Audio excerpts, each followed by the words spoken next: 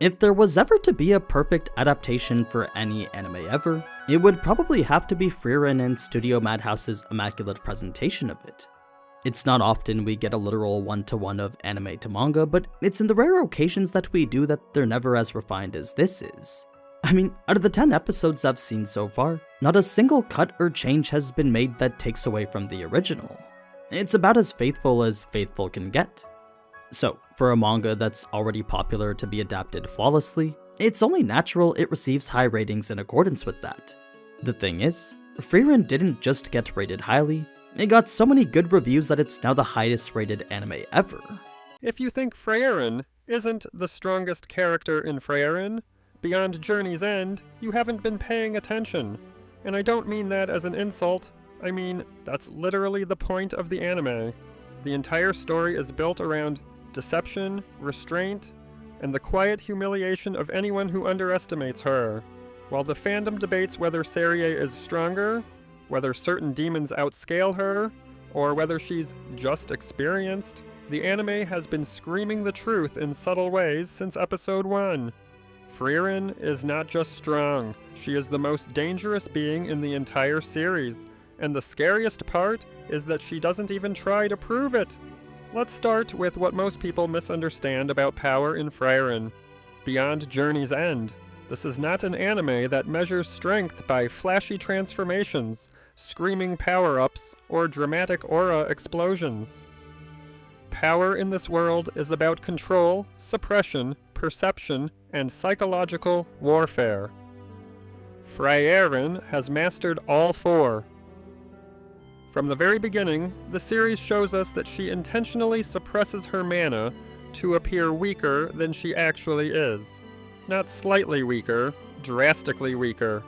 She has trained herself for centuries to hide her true magical output, so that demons, who measure strength by mana detection, will underestimate her. That alone already places her above almost every mage we've seen. Not because she has more mana, though she likely does, but because she understands how power actually works in this universe better than anyone else. Now let's talk about the demon encounters, because this is where the anime subtly confirms her supremacy. Demons in Frieren are predators. They evolved to hunt humans using deception and mana assessment. They can instantly gauge magical strength. And yet, time and time again, they miscalculate Frieren. Why? Because she doesn't just suppress her mana casually. She has trained her mana suppression to such an extreme level that even high-ranking demons cannot properly measure her. That level of control is something even elite human mages struggle with. And control is power.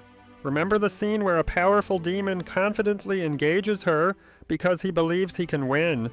That wasn't dramatic tension, that was narrative irony. The audience knows Frieren is dangerous, but the demon doesn't.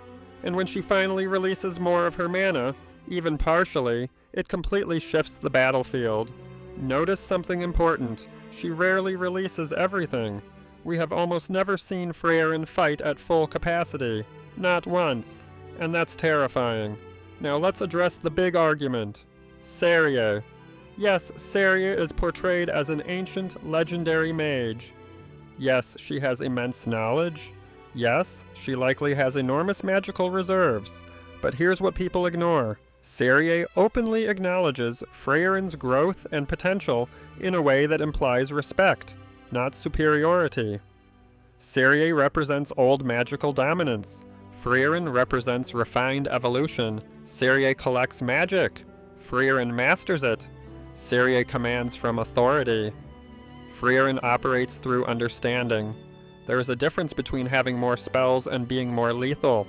Frieren has spent centuries studying combat magic specifically against demons.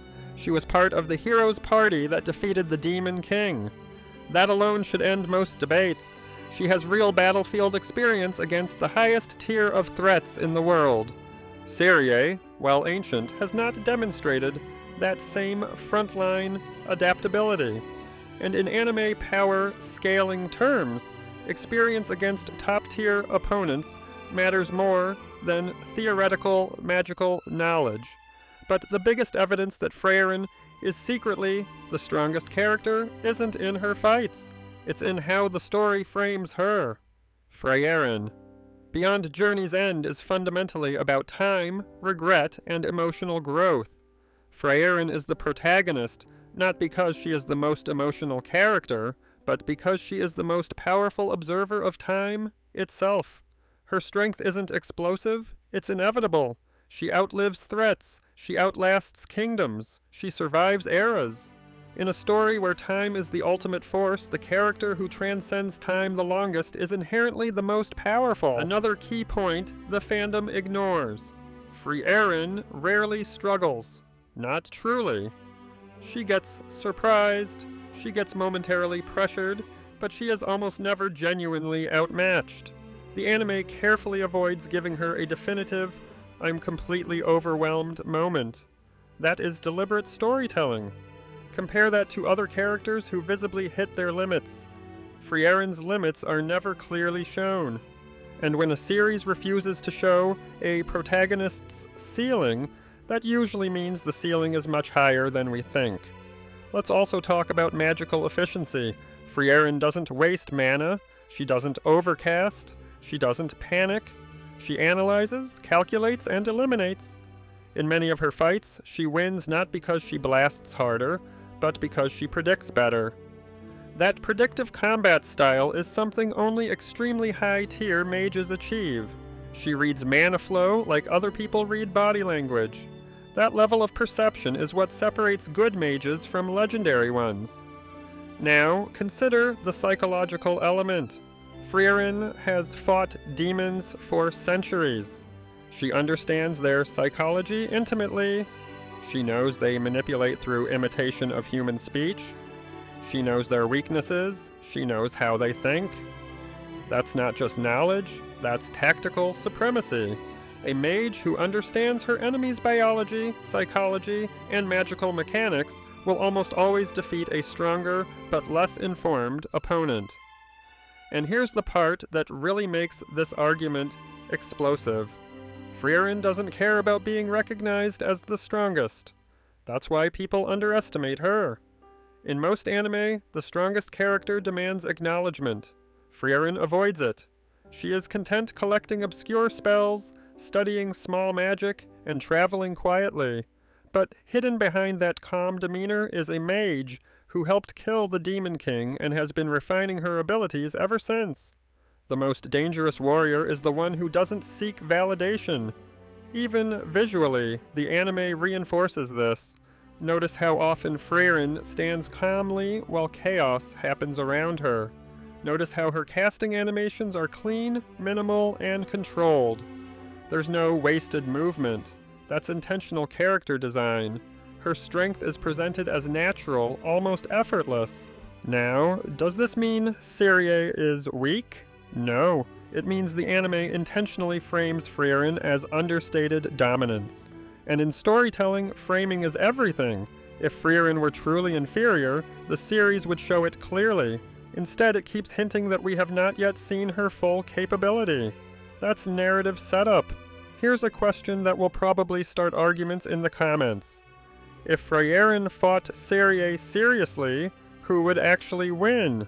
Most people will instantly say Serie, but based on combat experience, mana suppression mastery, demon killing specialization, and centuries of adaptive growth, Frieren has a legitimate case.